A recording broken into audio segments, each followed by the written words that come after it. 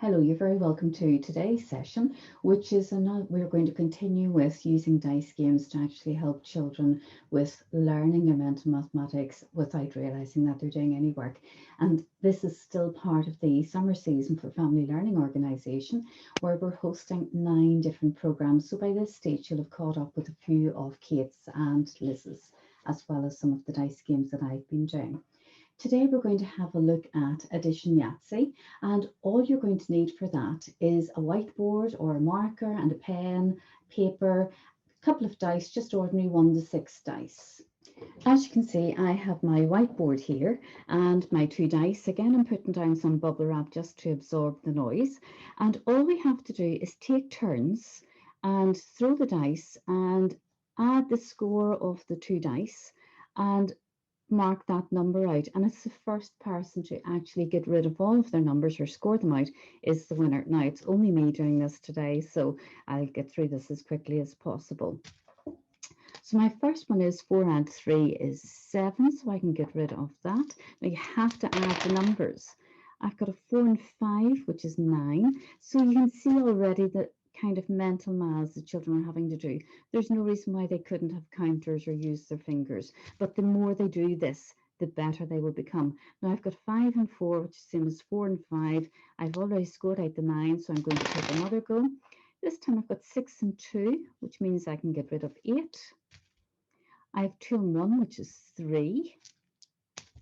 I have 5 and 1, which is 6. I'm doing quite well today. 5 and 3, which is 8. I spoke too soon. I've got 5 and 5, which is 10. Still need 2, 4, 11, and 12, so the dice aren't helping me out in any way. I've got 6 and 2, which are 8. 4 and 1, which are 5. 2 and 3, which are 5. 6 and 2 are 8.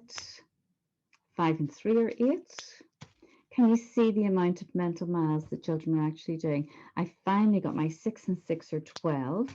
I'm hoping to get 5 and 6 to give me 11. I've got 6 and 1, that's no good. Got 5 and 3 are 8. Like, there's no reason why you couldn't change this game if it's going on and the children are getting a bit fed up. Or you could say, well, if you could get your 2 and your 4 and your 11 by some other means, I'm happy with that. So we could actually say 5 take away 3 is 2. So just for the sake of getting this game over, I'm going to do that. I could do 4 times 1 or 4. Now, how could I get 11? 2 5s or 10, that's not going to help me. And if 2 more goes, and if it doesn't work out, we'll finish this particular game, and that one's not going to give me 11. Now, I did mention there about, if the children are getting fed up towards the end of it, although to be honest, they don't tend to get annoyed. It's just me trying to get through the game much more quickly. But you can also use, instead of just having 1 to 6 dice, if you have dice that have other numbers on it, so this one will actually go from 0 to 9. So I'm going to show you another game. Now, this time we're going to get up to a target number of 100 or above. And you need 2 dice, just 2 ordinary 1 to 6 dice, and a score sheet. So again, I've got a whiteboard, but you could be using just page and some paper. And what we're going to do is take turns to throw the dice. And each player, whatever sum they get on the 2 dice, they're going to add the totals, and then they're going to continue throwing as many times as they want. But the problem is, if somebody actually throws and gets a 1, then they lose whatever score they have got in that particular round. So we'll play this and see how it goes. Now, you can keep going. The lovely thing with this one is that doubling gets you bonus points. So say, for example, you got 2 6s. You would say, well, I have 6 and 6, which is 12, but now I can double that again. So you would actually get 24 points for this one. So let's take a look. I'm going to show you another game. Now, this time we're going to be working with numbers up to 100. So you need 2 dice and a score sheet. As you'll see here, I've still just got my whiteboard and my pen. And children are going to take the turns, or players are going to take the turns to throw the dice. And a player scores the sum of the 2 dice thrown, and they may continue to throw the dice as many times as they wish accumulating the scores achieved. But if a single one is thrown on either of the dice, then the accumulated score for that turn is lost, but they can keep whatever score they had previously. Doubles are particularly good because if you get a double, say for example, you got double 3, then that would give you, double 3 would be 6, but then you double that again. So you would end up with 12 points for that. Double 1 is best of all because if you get double 1, you get 25 points. So let's see how this game actually works. I'm going to throw the dice. I've got 6 and 3, which are 9. So I'm going to put player 1 up here. So I've got 9 so far. I'm going to take another go.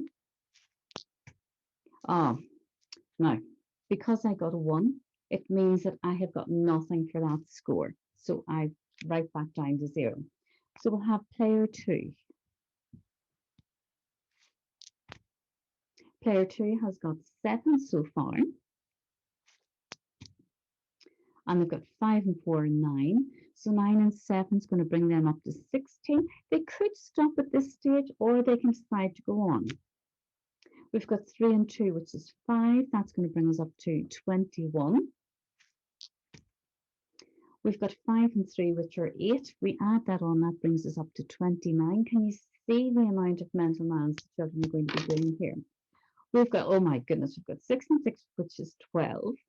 Which is going to add on 24. So even if the children want to do a wee sum out to the side, 9, 4, 13, 2 and 2 is 4 and 5, they're now on to 53. Oh my goodness.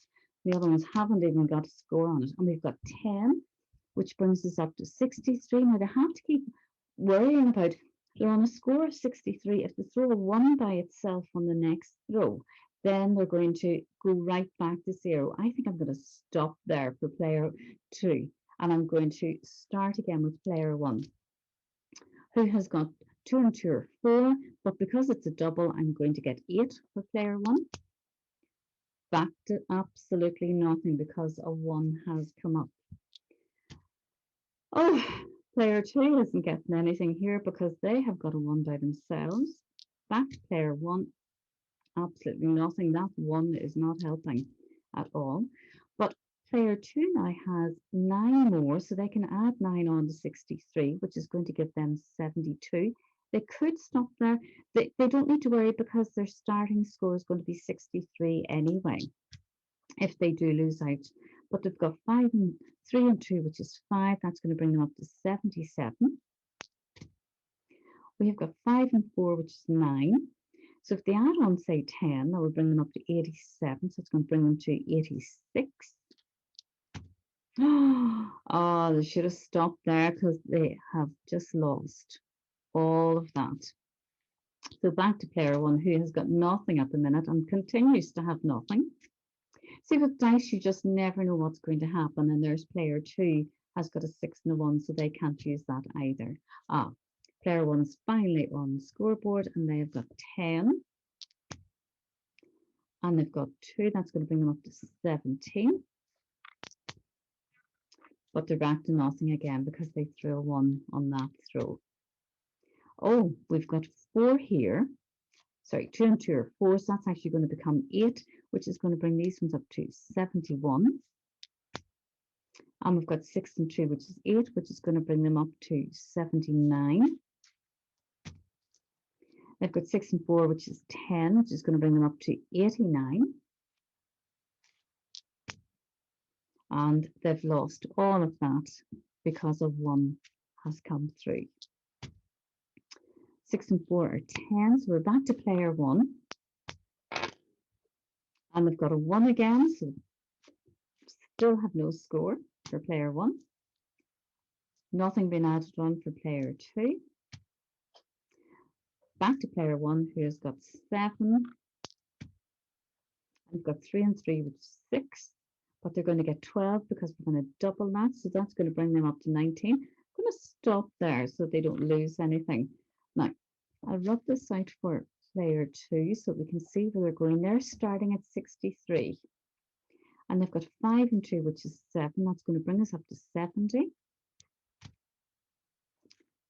But they've just lost that. So back to player one. Player one has now got 5 and 4, which is 9. That's going to bring them up to 28. I'm going to stop there for them. Player two has got 6 and 2, which is 8. So that's going to bring us up to 71.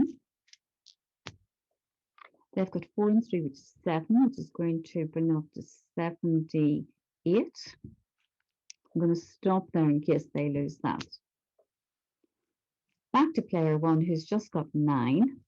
So we're going to add on 10, which is 38, and take away 1, which brings us to 37. And we'll keep with that's going to add on another 7, which is going to bring us up to 44. I'm going to stop there for player one. Oh my goodness, should have kept going for player one. So player two has just got 6 and 6, which is 12. We're going to double that to make it 24. So 78 plus 24, 8 and 4 are 12, down here 2, player 1, 7 and 2 is 9 and 1 is 10. And player 2 has just got over the 100 score line. I hope you enjoyed those 2 games today, and I really do hope that you will give them a go with the children, whether you're a teacher and doing this in school or whether you're a parent at home and looking for something just to occupy the children for a few minutes. But you know that you're going to get something very good out of it, and it is going to boost their confidence as well as their quick recall of mental mathematics. So this is all leading towards our seminars at the end, where Liz will be doing the new normal, family life after lockdown, and how to create a sense of order and reassurance for the children. And that's on Tuesday, the 25th of May at 8 o'clock. The following Tuesday, the 1st of June, Kate will be having a look at the thinking child and making learners more aware of their own thinking and sharing ways to improve it. And then I'll be finishing off on the 8th of June at 8 o'clock with helping children learn without realising they're doing mathematics and some ideas for the summer holidays. So we look forward to seeing you then.